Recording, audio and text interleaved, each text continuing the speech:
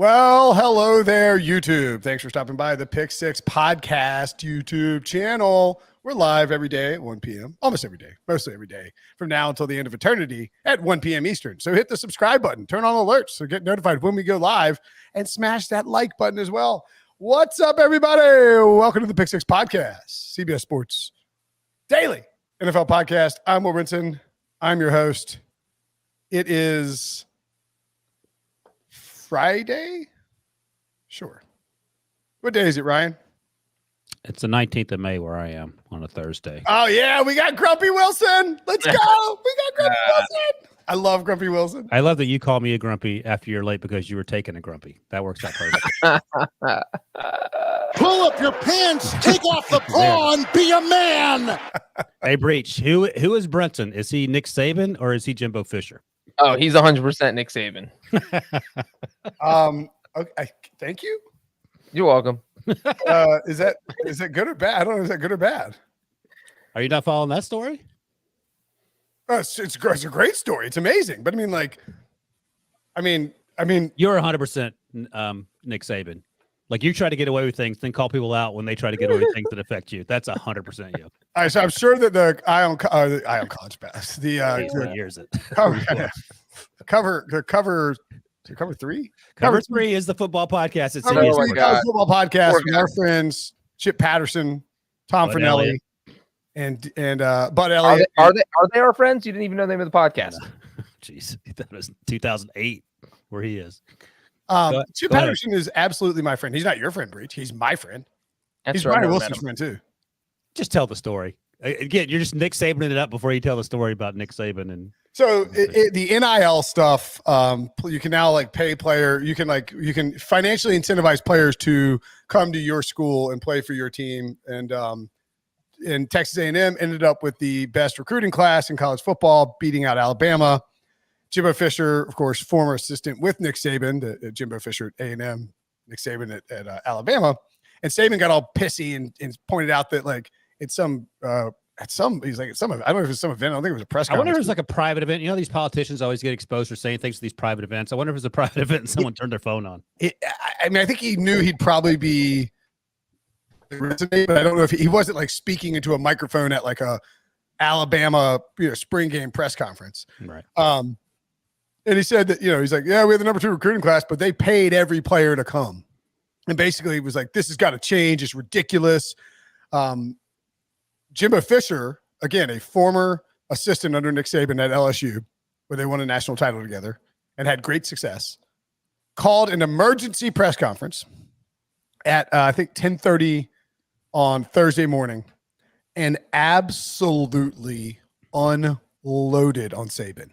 He called him despicable multiple times. He said that go ahead, dig into his past. I know what happened there. I know what happened there. I've been there. I seen it. I know what happened. Go ahead and dig on in. He's like, and basically accused like Saban of just being the dirtiest guy in the history of college football. And so now it's on like Donkey Kong. Get the popcorn ready. Lane Kiffin told Bruce Feldman he was speechless for the first time in his life when he saw all this unfolding. Yeah, I mean, I think I'm really more of a Jimbo type than a Nick Saban type, but I'll take the Nick Saban compliment.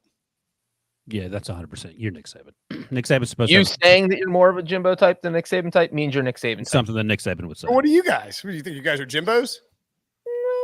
I'm probably running the concession stand, for being honest. You're like I'm the Lane Kiffin in the situation. I'm just laughing. No. The You are world not- burns down. You are not Lane Nice try. Kiffin. Nice try. What? No, me and Lane Kiffin No, are no, no. boys. You're like Ed Of course Orgeron. I'm Lane Kiffin. No, You're Ed Orgeron. You like stumbled into something good, can't hold it together. You drink a bunch of Red Bull. You probably try to hit on women at the gas station because you're like, I am. I'm John Breech. I think he's actually Marvin Lewis. He's the assistant coach at Arizona State after. That's a good one. That's a good call. I like Marvin Lewis. That's a joke. That make you Herm Edwards? I'll take her. I'll take that. Yeah, I'll take her. You guys are both running Pete Prisco's. Right, we're running the program into the ground solely to aggravate Pete Prisco. Mission accomplished. So remember Ray Edwards, who used to work for the NFL? Yeah, was he official and then went to the NFL? Is that Ray Edwards? He was in. Yeah, he was like. No, in that was Ray Anderson. Go ahead. Sorry. Ray Anderson. Yeah, did I say Ray Edwards? I'm sorry. Yeah, Ray Anderson's who. Ray Anderson left the NFL to go be the Arizona State athletic director. Oh, that's right. He did do that. And he brought Herm Edwards over because they're boys. And he used to be Herm's agent, I think. I remember seeing Ray Anderson at the combine in the downstairs bar at St. Elmo's. And we're walking in to get dinner. And me and Prisco are in there. And Prisco walks up to and he goes, Ray, you got to start paying the players. It's just ridiculous. Just pay the players and win a title. I need a title before I die, Ray. And Ray's like, I don't think you're supposed to be saying that to me, Mr. Alumni guy. You know, it's funny that you say that. We were at the combine this year, walking out of just where they do the bench press and all that stuff, and the fans are. And he sees some young guy wearing an Arizona sweatshirt, and he literally says the same thing. Like, he literally said the same thing that you just said. To Ray Anderson? No, you took your headphones off. So as I was telling the story, it sort of I know. I figured it diminished the effectiveness of it. But I think Pete's been saying that story about Arizona State to anyone that looks like they're loosely associated with Arizona State for what sounds like 10 years. Yeah, exactly. It's like nobody cares about the Sun Devils, Pete. All right. Anyway, nobody cares about college football on this podcast. We care about the NFL. The NFL equivalent of this would definitely be Belichick, right? Belichick. It was Belichick and what's his face in the Jets? Mangini? Yeah, Mangini. Yeah. That's exactly right. It would be like Josh. I mean, it is just basically Spygate. It'd be like McDaniels going to the Raiders and like spilling. Like No, Belichick calling McDaniels out first, and then McDaniels retaliating by saying, "Oh yeah, you want to know how we won those Super Bowls? Yeah, I got the VHS tapes to prove it." VHS tapes. That's I think you're going to say the VH1 award show. I was like, what? That would be awesome. Belichick 100% owns a VCR. Yeah. Yeah. News and notes, rumors about the NFL. Man, I gotta tell you, it's pretty slow in these streets, guys. What's your Oh boy, here we go. Can't wait to hear this question, Breech. What's your favorite item from the NFL news cycle over the last week, Breech? Your favorite item? My favorite item. Well, I have to write a newsletter every day that covers 6 topics, Brinson. So I actually stay up to date on what's going on, unlike some people on the podcast. So my favorite item, probably the most interesting one, is that James Bradberry signed with the Eagles. You're the Giants. Not only do you let him walk, but he ends up with a division rival. That's literally worst case scenario. I don't know how you let that happen. Well, you let it happen because you didn't trade him and you cut him make the sign that he wants. And now he has now you're eating a bigger cap hit than the Eagles are for James Bradberry. So that whole situation is kind of the Giants in a nutshell. Although the Giants have turned over a new leaf and they're a well-run organization, better run organization now, and it's not really their fault that they were left in kind of salary cap hell.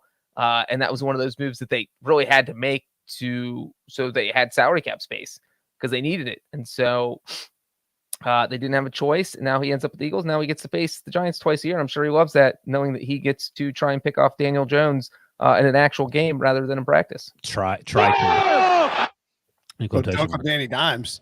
My favorite item, if you will, and Breech, I would like your reaction to this. I got this email the other day, and it says, it's a video that says, Will Brinson joins Amanda Garrett to break down why the Bengals won't win the Super Bowl in the middle of May. What was your initial reaction to that? What was mine? My initial reaction was that Brinson has gone full Brinson. He is fully embracing every time on the podcast, he has to bring up the fact the Bengals lost in the Super Bowl. And I think his goal is to Unfortunately, you just brought it up. If he can make me Brinson's goal before the season starts to see if he can make me tear up thinking about the Bengals Super Bowl loss. I'm on to you, Brinson. I am on to you. I'm not trying to make you tear up about the Bengals losing the Super Bowl to the Rams and Matthew Stafford. I'm just pointing out facts. So mean. I like to point out facts. By the way, Victor Garcia asked in the chat, when is the next mailbag? Monday. Momentarily. Yes, I don't know if we may record it live this afternoon. Anywho, the Bradberry thing is definitely the biggest news. I think it's interesting for 2 reasons. One, I really, really like the Eagles. I mean, it's hard not to get excited about this my Eagles team. My Eagles. Debo's been gone a long time. Mm-hmm. He's gonna come back, and I'm gonna have like a Philly special tattoo. Like, what is the Eagles' biggest weakness? Quarterback. Yes. Okay. I mean, if Jalen Hurts is like, I mean, Jalen Hurts played well at times last year. He's no still one's young. saying no one's disagreeing with you, but the biggest question is quarterback. For sure. Yeah. But I mean, I just think if Jalen Hurts takes a step in his second year with, second year with Nick Sirianni, who I think is probably a better coach than is being given credit for, and his third year as an NFL starter, there's a decent chance this Eagles team can win 12, 13, 14 games. Oh, I'm going to pick them to win the division as we sit here. And they're plus 230 to win the division. I think I said this on the HQ show with Brady and BMAC that you backed out of, so I had to do an hour and a half. You and Breech both, by the way. I trust. I did not back out of it. I said that I could only record for 70 minutes, and then they kicked me off. You couldn't. I said I had a 70-minute time limit. 70-minute window to record. 70-minute window. And I was told that wasn't big enough, and that I was no longer needed. You couldn't do the full got kicked 100. off. Couldn't do the full 100 minutes. Got it. Could not do the 147 minutes or whatever, based on what you said. 107 minutes. Yeah, there you go. Anyway, I how trust. long was it? 149 minutes or something? No, it was an hour and 46 minutes.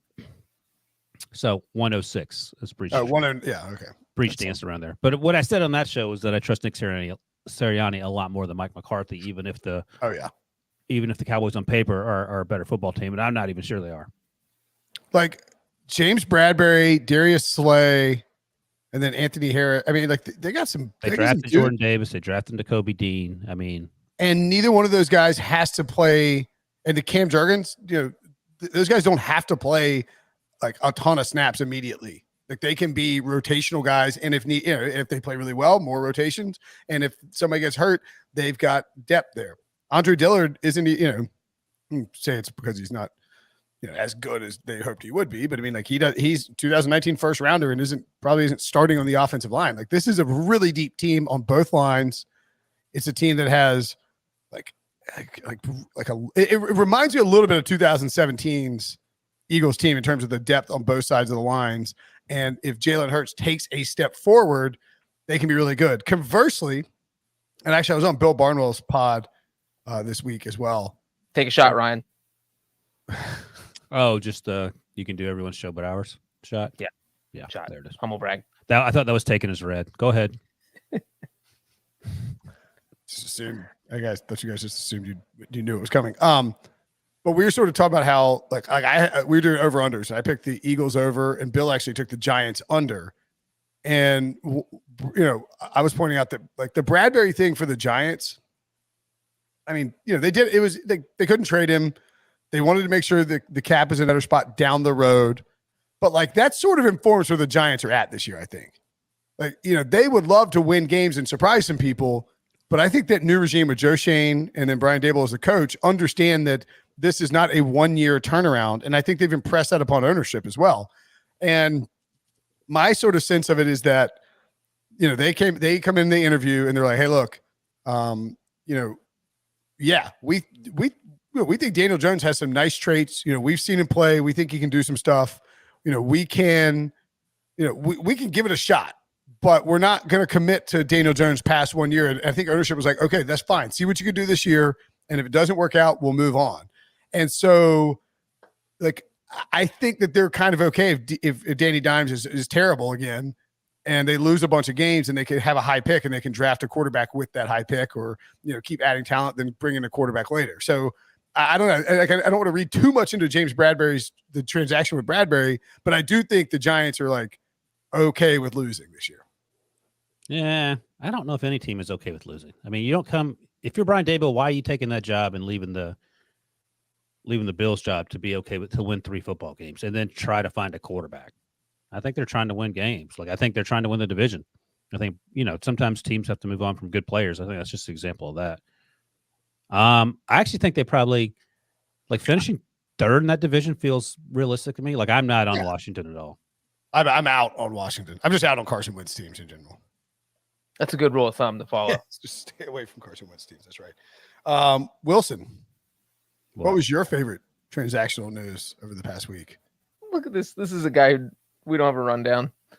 You know, I'm trying to see how much. I'm trying to see how much Wilson's paid attention because I don't think I've got another one. I made a list. Hold on, Breech, before you go on. This is Brinson. His book report is due today, and the teacher says, "What'd you think of the book?" And the first thing Brinson says in the front of the classroom is, "No, excuse me, Mrs. Smith. What did you think of the book?" You go ahead. But one thing I was going to ask, and we talk about it in a second. I was just sort of Florio Pro Football Talk put this out there, and I'm actually I've been thinking about this privately, if you will. I'm over Tom Brady. Like, Tom Brady feels like Will Ferrell to me in that he is everywhere. He is ubiquitous, and I've just had enough of him, and I'm sick of him. And I wonder if this is the year that all the things he's doing outside of football catches up with him. Maybe not.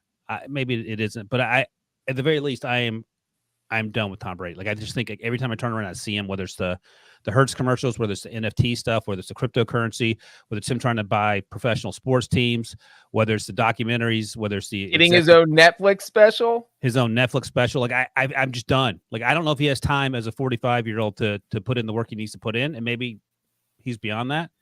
I almost liked him better when he was under Bill Belichick's thumb and he wasn't allowed to do anything except play football. And even then, I didn't like him very much because he would whoop up on the Steelers 2, 3, 4, 5 times a year. It felt like. My God, Wilson, I understand. Does that mean you're going to pick against the Buccaneers? The over-under for the Buccaneers, I think the over-under for the Buccaneers is either 10, 10.5, or 11. I took under, and I said they're going to win 8 games this year. they're going to win at least like 5 games in the division. So good. I mean, they lost both their starting guards. That's a lot of replacement you have to do. Josh Dooley in the chat says, pretty sure Tampa will be an under 500 team this year. He went 1 year. Josh, and that's what Ryan just said. Josh and Ryan, are you Josh Dooley? Is that your burner? Maybe. But you think that I just wonder, like, I'm just tired of Tom Brady. Like, I mentioned the Will Ferrell comparison. Like, after Will Ferrell got to be what's the one with him and Luke Wilson where he's running through the streets naked? Old School was great. Old School after Old School. No, it was post Anchorman when it got to be like, okay. Those are around I think 2003 to 2007. I think those when those came out. I think those are Old School was like 2001. Okay, 2 years off. Either way, my point is 2003 Old School. I'm sorry, you're right. Oh, it's exactly what I just said. Weird. After that stretch, he was in literally everything, and I said, okay, I get it. Like every cameo, the nadir for him was D'Angelo Vickers in The Office. I was like, okay, this is just too much. That was the jump the shark moment. That's right. But anyway, I wonder if Tom Brady's getting to that point. Obviously, both extremely talented, one of the best at what they do, but just I've had enough. That's all I'm saying.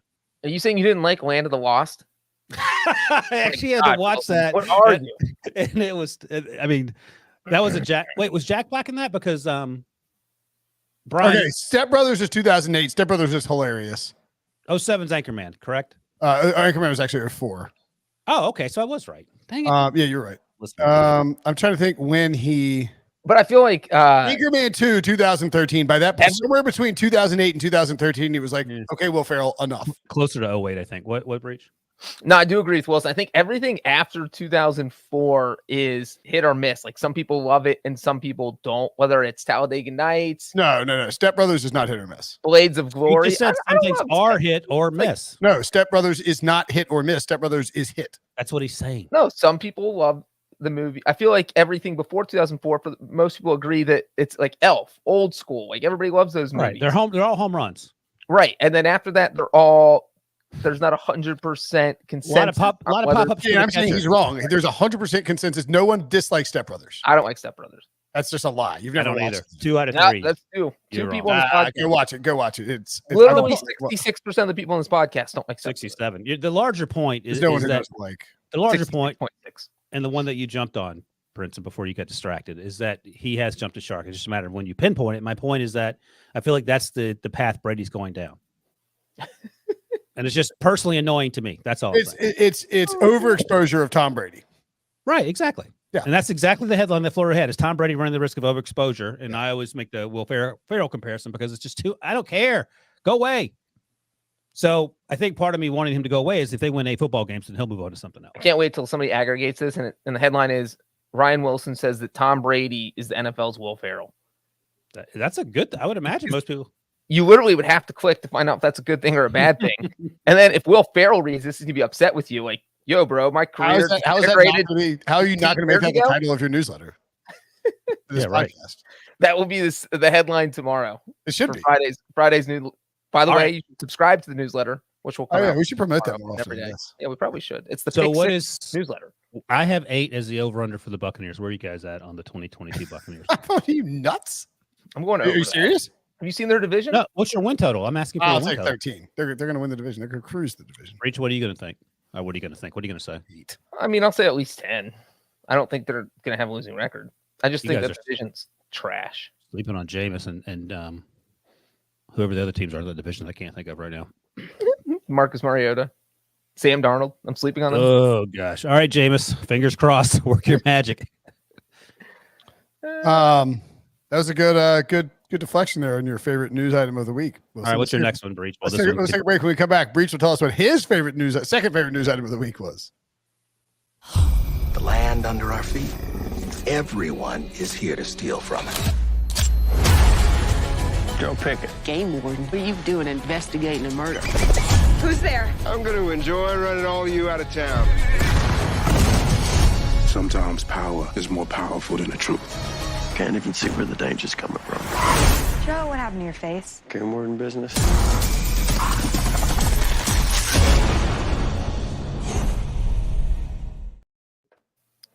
So, Breach, you were teasing us with a great piece of news from the last No, I week. was teasing. I was just saying I have a list that we can follow if anybody runs out. Yeah, what you got? One thing I thought interesting this week is Deshaun Watson is being interviewed by the NFL. That was going to be mine, but let's go for it.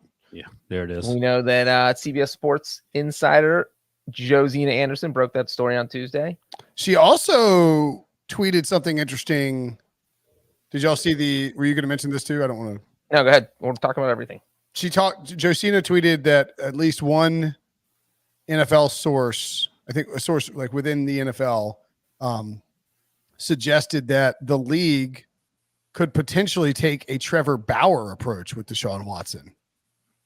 I don't know if you guys know who Trevor Bauer is or what happened to him, but Yep, he had a civil lawsuit filed against him for sexual misconduct allegations, and the pitcher for the Los Angeles Dodgers, and he was suspended for was it 2 years or just 1 year?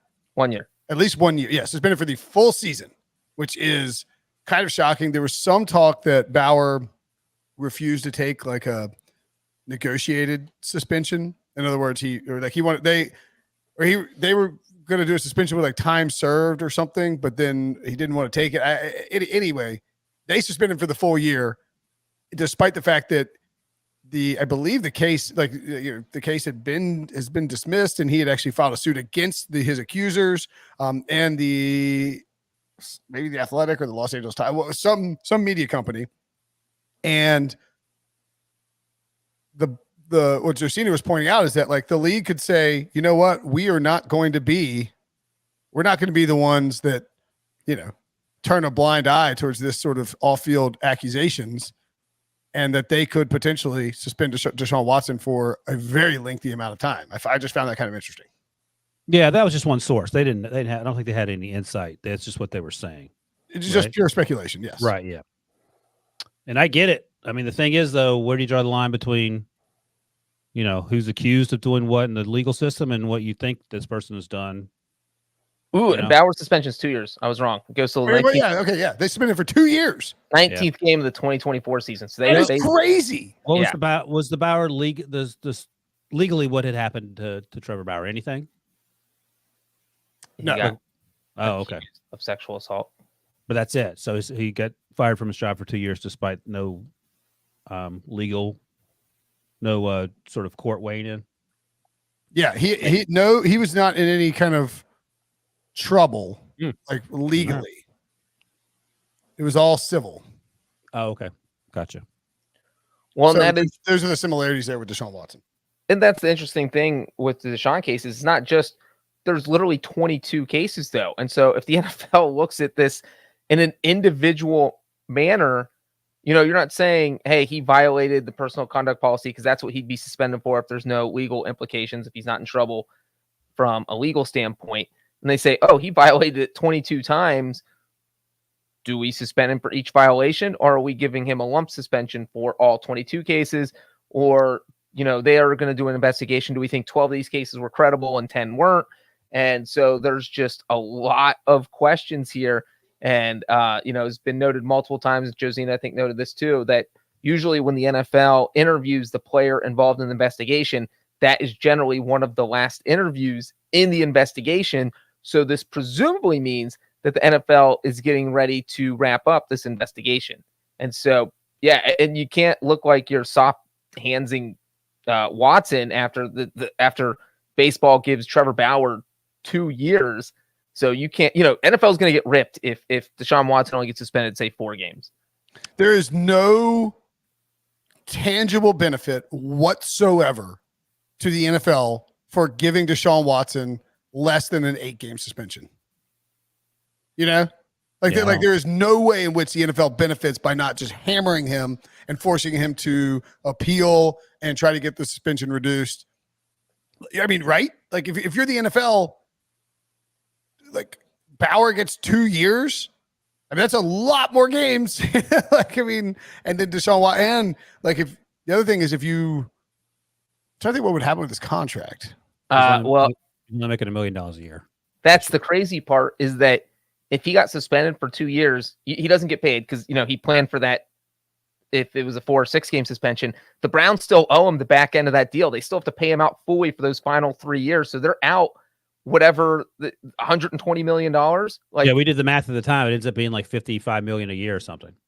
Right. So they have to. So if he were to get suspended 2 years, and that's all we're just saying, if he got the Trevor Bauer suspension, that means he would have been out of football for 3 years because he didn't play last season with the Texans, and the Browns would still owe him over $100 million for a guy who has not played. Yeah, it'd be like $75 million a year he'd be making at that point or whatever. Yeah, it'd be insane.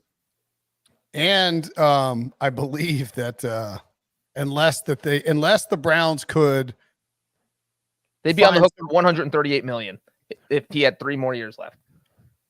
Right, but they where's the cap? They I don't believe that they have a prayer of cutting him, because unless they can prove that he voids a contract for. No, they're not cutting him. Which would be almost impossible, given that they knew going into this when they handed him the contract what was up, right? I think the contract. I can't remember. It might have been 4. If somebody broke down the contract, and the only way they can void it is if there is a new case that comes out that he did not make them aware of. Right. Do you know what his dead money numbers are if he's released? In the billions. $230 million in 2022. That's just hilarious. They actually would lose $219 million in cap space. $219 million in dead money in 2023 if he's cut, 164 in 2024, 109 million in 2025, and 54.993 million in 2026. He's uncuttable. So if he's suspended, you just have to keep him on. He doesn't take up a roster spot. I mean, it might not look great, but you got to keep him on your roster. I mean, he's going to take up in 20. Let's say if he's suspended in 2023 for some reason, he would eat up 24.4% of the salary cap space and not be on the field. And you could even argue that the Browns would be getting what they. And you know what's even more concerning in terms of the football stuff? Stephen O, our guy at Sportsline, ran the simulations. And I don't know if you guys saw this email. If you didn't, you can just guess along. Let's say there's a 12-game suspension. What do you think the win total is for Cleveland? A 12-game suspension? And this is Stephen O doing millions of simulations on how the Browns will do with or without Deshaun Watson. 12-game suspension for Deshaun Watson next season. What did they win last year with Baker? They went 8. They won 8. Did they win 8? I'll say they're over under 6.5, 5.5 or 6. Yeah, I'd say 7. Yeah, with a 12-game suspension, so he plays 5 games. Yeah. Last year they went 8 and 9. They would 7.8. Okay. Yeah. 8-game suspension. Higher. 8.9. 8.5. Breech says higher. Yes, it's higher, Breech.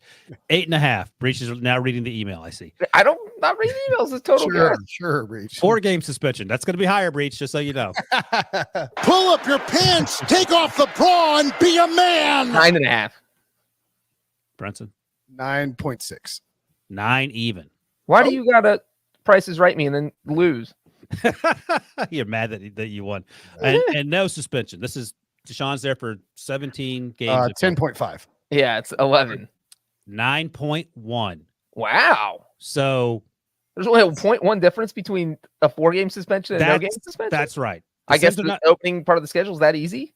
Or So That's a very confusing set of numbers. Steven just said the Sims are not as high as most on Cleveland, even with Deshaun Watson there the whole time. This is how the numbers change if Watson is suspended by 4, 8, or 12 games. That's all he said. I think the overarching point is that maybe Deshaun Watson can't fix everything that's broken in Cleveland.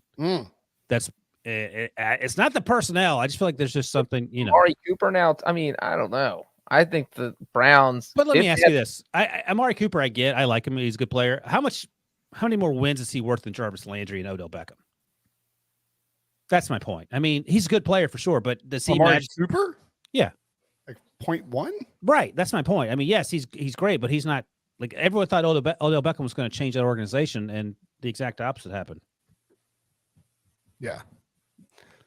9.1 does sound extremely low. I'm not sure where Caesars is. I don't have maybe I do have it in front of me.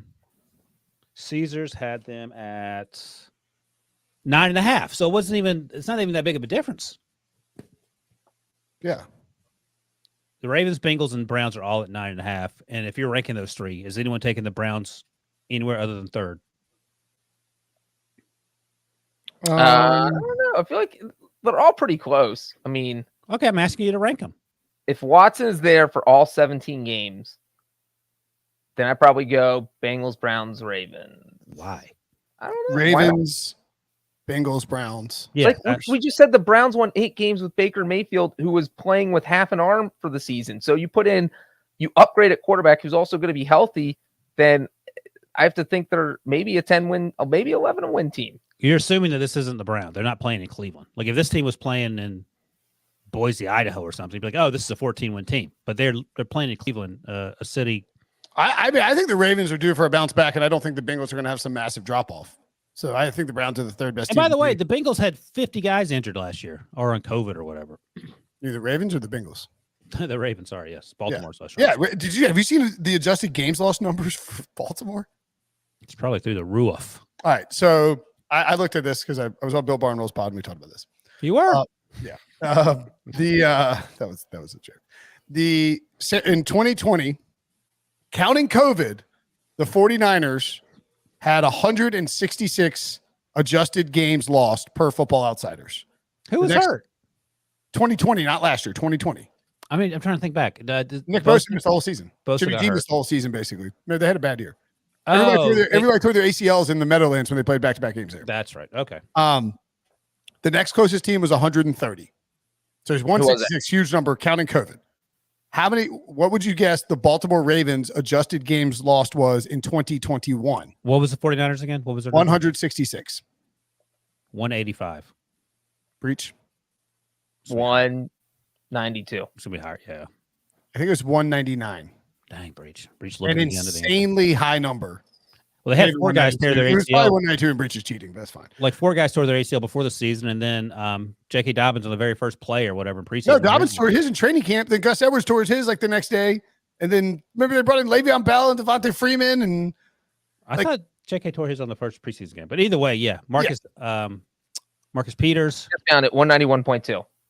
Yeah, you read it. That's weird how you found that so fast. Yeah. No, I literally just found it right now. Yeah. When you said it out loud, we know. Does anybody cheat more at like no. The 49ers again this year had the 4th highest and they made it to the NFC title game. Breech is the college football coach who cheats and continually gets caught and says he didn't cheat. Breech is like Will Wade or who's Will Wade? The LSU guy who like they hired him and like he can't believe he got fired even though he's on an FBI wiretap, handing like a 17-year-old kid like a giant Adidas bag. It says like Adidas and has like a dollar sign on it. He's like, here's your illegal shoe money to come play for me, Will Wade at LSU in basketball. Oh, basketball. So like Breech is like, what cheating me? It's like, sir, we just played the audio tape of you handing the kid money. Breech is like, that's not me. It's like I think the Bengals, Ravens, and Browns are all neck and neck. I think they're all going to win double-digit games. Ronnie Stanley got hurt. That's right. Yeah. So anyway, I think the Browns are the third best team. And it might be the 4th when Mr. Trubisky catches fire. Yeah, maybe so. Or Kenny Pickett. Kenny Pickett. Any other news that we need to get to from the last week? I'll throw one more thing and we'll just touch on it quickly because it is about my Cincinnati Bengals. Jesse Bates saying that he reportedly will not play under the franchise tag. So if the Bengals will not negotiate, if they can't get a long-term deal done, Bates is insinuating that he will sit out this season. What is historically has Mike Brown done in such situations? I mean, historically, Mike Brown makes an offer and doesn't budge. He says, "This is what you're worth. This is what you're getting. Take it or leave it." And I don't know that they are. I mean, it's not, the negotiations aren't great right now, so I don't know if they're going to get a long-term contract done. But I also do not think that Jesse Bates is going to sit out the entire season. You're not going to. We saw what happened to Le'Veon Bell. No matter how good you are, sitting out a season and then losing that money and then losing future earnings, it costs you everything. And I don't think Jesse Bates can be willing to give up $12.9 million or whatever the cap number is for safety. So even though this is ugly right now, I'm 99.99% sure he is going to play in 2022, whether he has a new deal or not. I don't know if the Bengals need him. Like, I love Jesse Bates, but that team is so good. They drafted Dax Hill. Maybe Mike Brown can convince himself that we're fine. We can use that money elsewhere, even though how often have they been up against a salary cap breach? When it's almost like, no, Bengals are always, they don't throw their money away. And the way they structure contracts doesn't allow them. They don't ever really deal with big amounts of dead cap money. They don't have big dead cap hits, so they're fine financially. The Bengals, that's just a nice way of saying the Bengals are cheap as hell. Are you, how badly do you want Brinson, the Bengals are frugal. How badly do you want them to re-sign Jesse Bates on a scale of 1 to 10, Breech? Like a 7. Okay. Like you said, I don't think it's, if he didn't play this season, I don't think it's going to destroy their defense, but he's a team leader and he's played well the last few seasons. You want him out there. Right. All right. Just checking. All right. I'll do it. I'll do, donkey. Little Shrek for you. Mm-hmm. Like That's that, been sir? your biggest contribution to this podcast, but yes, thank you. Doing Shrek impressions. I thought my Jimbo impression was all right. Oh my god! You did a Jimbo impression? You're not even Jimbo. You're Nick Saban. I Jimbo's top fast. Jimbo fast talk. All right, that's it for the show. We'll be back tomorrow with a mailbag.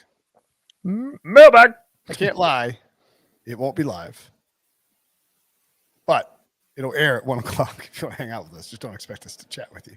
And then, of course, it'll be in the podcast feed for Monday. Thanks for watching. Thanks for listening. For Wilson, for Breech, I'm Brinson. We'll see you guys later.